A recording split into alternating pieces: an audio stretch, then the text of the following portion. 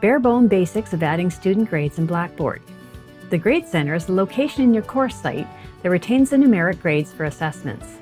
It can have manually created columns for items such as a final exam administered outside of Blackboard or presentations, or it can contain automatically generated columns for tools within Blackboard that have a grading option. It enables students to only see their grades and not those of other students. Students will see the results of the Grade Center in a tool called My Grades, which is essentially a condensed, student-friendly view of the Grade Center. For purposes of this video, we will be providing only the very basic information to get you up and manually calculating grades quickly. In this video, we will cover finding the Grade Center, setting up a new column for grades, entering a grade in the new column, and finding about other features in the full Grade Center. Finding the Grade Center. To set up a column in the Grade Center, ensure your edit mode is on and navigate in your course site to the control panel on the bottom left of your site. Click on Grade Center. There you'll see two options: Needs Grading, a place that queues Blackboard created work to be graded, such as an online assignment submission, and the Full Grade Center, which contains all columns and calculated columns, those which offer automatic functioning such as summing values, max, min, average, or weighted totals. Under the Full Grade Center, you'll see an indented assignments and tests, which are what we would call smart views, to only show those types of assessments and not the rest of the columns in the Grade Center. Setting up a new column for grades. When you click on the Full Grade Center, you'll notice that in the top left of the screen, in the gray part of the screen, you'll see a column there that says Create Column. Click Create. From there, you'll find a column name field where you can enter the name of the column that will make sense to you and your students. The Grade Center name field is visible only to instructors or the grading assistants in the site. Therefore, it allows you to put a shortcut name in there if desired. Example, Assignment 1 could have a shortcut of A1, which reduces the width of the entire Grade Center when viewing. In the description field, we recommend as a best practice to put a description of what the column is for, so when students see it in their My Grades, they'll know what they're seeing. Further down, you'll see the primary display, which is what you and the students will see, and you can select from score, text, percentage, or incomplete complete. For simplicity, we recommend using either score or percentage. The secondary display is for an additional value that only the graders, such as yourself and your TA graders, will be visible in the site. For example, students will see the score if that was selected for the primary display, but you will also see the resulting percentage in brackets within the individual grading cell. You can select a category from the drop-down list, which may be something useful if you choose to use the weighted total column. If you aren't planning on using that, you can skip this section. We will talk briefly about the weighted total column later in this video. Finally, you must put in a points possible value. That's the maximum numeric code that this particular assessment would be worth. If you'd like to associate a rubric that's already prepared, the next box will allow you to do so. You can also create a rubric from scratch. Since we're only going over the basics here, any of the fields or options that you need more information about will be available at the top of the screen when you click the More Help link, or visit the online help at uwindsor.ca/Blackboard or help.blackboard.com and search for your topic, such as rubrics. The date section is an optional section. It helps you to define if you've got columns occurring within certain date ranges. We don't tend to use that option very much in higher education.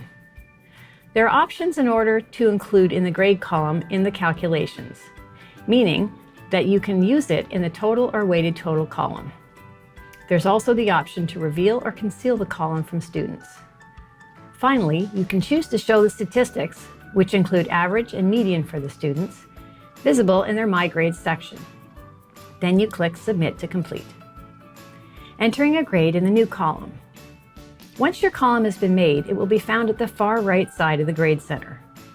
You will see it on the left side of the Grade Center, all of the identifying student information who are enrolled in your course. Within the column within an individual cell, you'll see a double hyphen. That indicates that you can click that cell and then you'll find an entry window to enter your grade value based on the primary display you've chosen. If it was a score, you enter the raw value for that assessment, example 25 out of 30. If you selected percentage, you'd enter a value out of 100. Once your grade has been put in, then you just click return and then you'll be on to the next student's cell. If you want to go back in and edit that, you can click directly into the cell again or look at View Grade Details visible from the gray chevron beside the cell.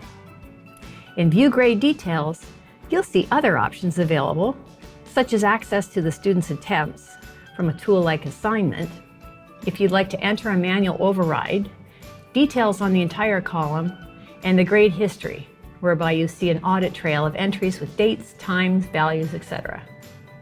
When you're finished looking at the grade details section, in the bottom right corner, you can click Return to Grade Center, and that will return you to the full Grade Center.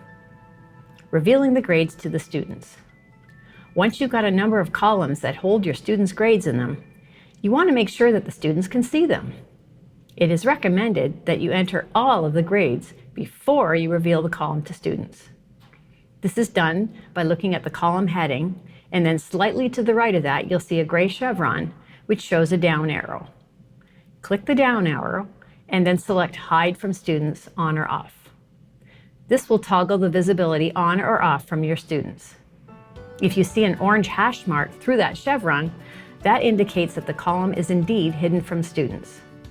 If this column contains your final grades, then you will be able to select it when using the Transfer Final Grades tool to send the grades to UInsight Student. Note you will still have to log into UInsight Student to complete the process of finalizing grades for review. This is covered in the Transfer Final Grades video found at uwindsor.ca/bb videos, as well as within the Transfer Final Grades tool found in your course site by accessing Course Tools, then Transfer Final Grades. Finding out about other features in the Full Grade Center. Once you create columns for all of your assessments manually and enter the grades manually, you'll find that they are being summed up in the total column. The total is a default column along with the weighted total, as they appear in every course shell. The weighted total column is used for weighting, such as assignments, which are worth 30% of your course, tests, worth 20% of your course, the final exam, which is worth 40% of your course. And each of those columns or categories are existing in your grade center and that have been selected and have the weighted applied to them. Also note that these calculated columns cannot have figures added manually, for they are formula columns. For more information on using the total, weighted total, using spreadsheets offline to upload or download, or other features in the Grade Center, visit the UWindsor Blackboard online help pages at uwindsor.ca/Blackboard and select the Grades and Feedback section.